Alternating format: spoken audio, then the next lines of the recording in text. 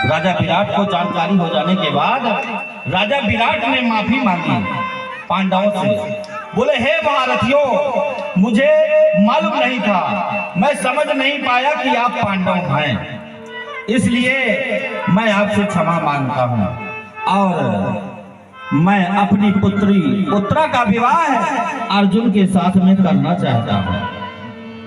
अर्जुन ने मना किया कि नहीं, मैंने इसको संगीत शास्त्र की शिक्षा दिया है, तो ये मेरी पुत्री के समान है, मेरी बेटी के समान है।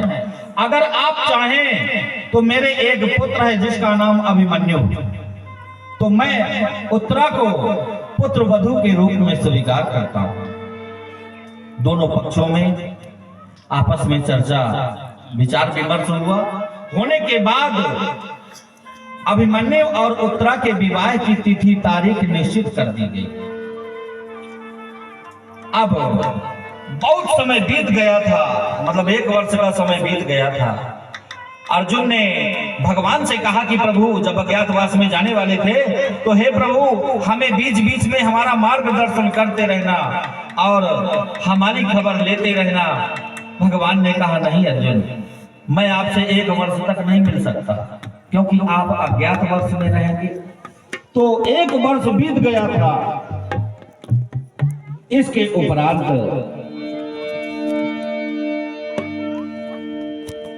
अर्जुन ने अपने भाइयों से अनुमति ली, युधिष्ठिर से, भीम से, माता कुंती से। उन्होंने कहा, जाओ अर्जुन, आप जाएं और जा करके एक काम करना, अभिमन्यु और उत्तरा के विवाह की जो है खबर, निमंत्रण सबको दे देना। तो अर्जुन ने क्या किया, सजवा लिया सुयंदन अपना, चढ़ रथ पर तुरंत सिधाए हैं, कुंती नंदन यदु नंदन से मिलने को द्वारिका आए हैं। अर्जुन द्वारिका आते हैं, वहां पर सभी को निमंत्रण दिया। तो जितने यदुवंशी थे पांडवों के शुभ चिंतक थे, और एक बात ये भी थी कि भगवान श्री कृष्ण की सगी बुआ थी कुंती।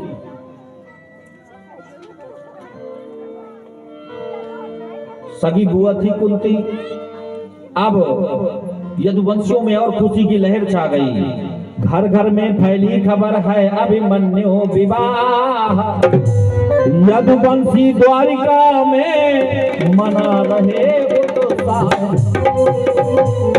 घर घर में खबर फैल गई कि अभिमन्यु और उत्तरा का विवाह है, सबका निमंत्रण आया है। यदुवंशी बहुत खुश हुए, क्योंकि बहुत कष्ट पड़ा।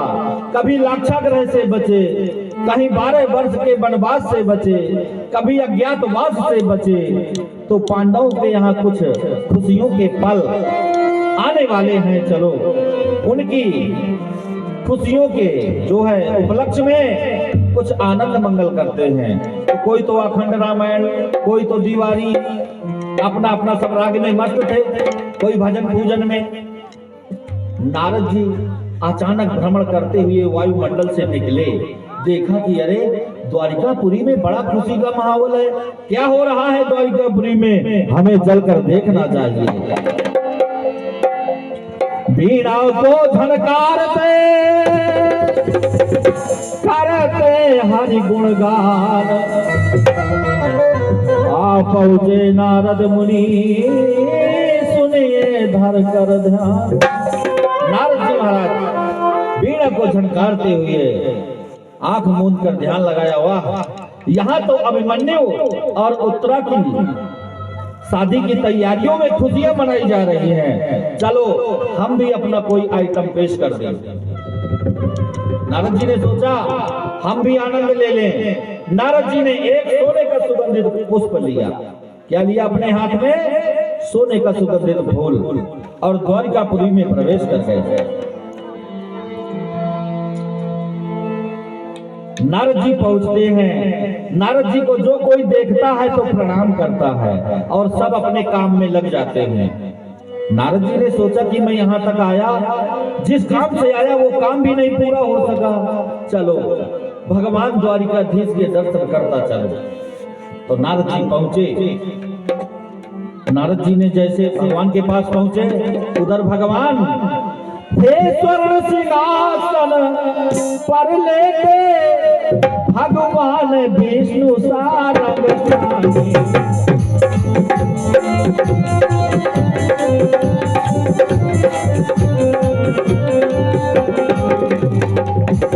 हर्षित हो चरण दबाए नहीं, हर्षित हो चरण दबाए नहीं, सतधामा रुक्मणी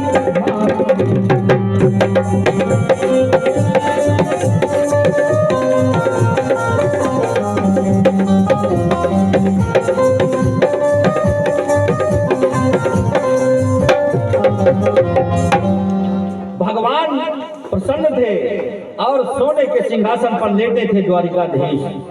एक पैर की सेवा सतभामा जी कर रही थी, एक पैर की सेवा रुक्मणी जी कर रही थी। नारद जी ने सोचा, लो मैं पूरी द्वारिकापुरी घूमता फिरा, लेकिन वो मौका मुझे यहाँ पर मिल पाया।